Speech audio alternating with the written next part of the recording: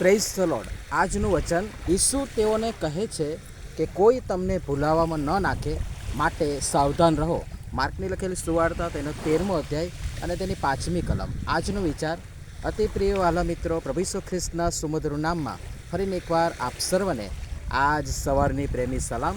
આજ અધ્યાયમાં એક કરતાં વધારે વખત પ્રભુ ઈસુ ખ્રિસ્તે આ વાત કરેલ છે કે કોઈ તમને ભૂલાવામાં ન નાખે, સાવધાન રહો અને જાગતા રહો.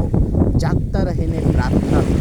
એનું કારણ છે, અને એ તો એ છે કે વાસ્તવિકતા અને તેની જે ગંભીર ભયંકર અસરો છે એને આપણે ગંભીરતાપૂર્વક હજી સુધી લીધી નથી.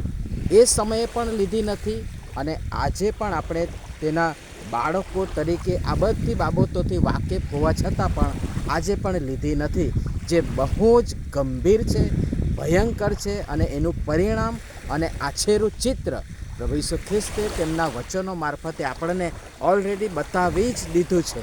અને એમ છતાં પણ આપણે અબૂધ અને ના સમજ થઈને એ જ બાબતોમાં જો ફસાતા હોઈએ, આકર્ષાતા હોઈએ, પડતા હોઈએ અને સબળતા હોઈએ તો આપણા માટે અફસોસ છે.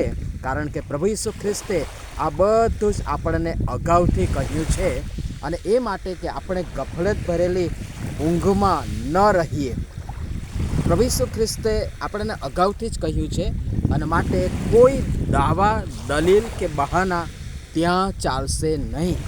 પ્રભુ, મને તો ખબર જ નહોતી, મને તો કોઈએ કીધું જ નહોતું, હું તો કંઈ જ જાણતો જ નહોતો કે જાણતી જ નહોતી, કશું જ ચાલશે નહીં. એ બહાના, એ દલીલો, એ છેતરામણી વાતોથી અત્યાર સુધી આપણે આપણી પોતાની જાતને, આપણી આસપાસના લોકોને, અનેક માણસોને કંઈ કેટલાયને આપણે છેતર્યા હશે. તમને શું લાગે છે? ઈશ્વરને પણ તમે છેતરશો? ના, એ બધું જ જાણે છે. સાવધાન. અને માટે એટલા માટે હવે પછીનું જે કંઈ પણ જીવન આપણી પાસે છે અને સમય આપણી પાસે છે તેમાં જાગૃત રહીએ, સાવધાન રહીએ, પ્રાર્થના કરીએ. કારણ કે એ સમય ક્યારે આવશે એ આપણે જાણતા નથી. રખેને પ્રવાસ ગયેલ એ ઘરધણી અચાનક આવે અને આપણને ઊંઘતા જોઈએ.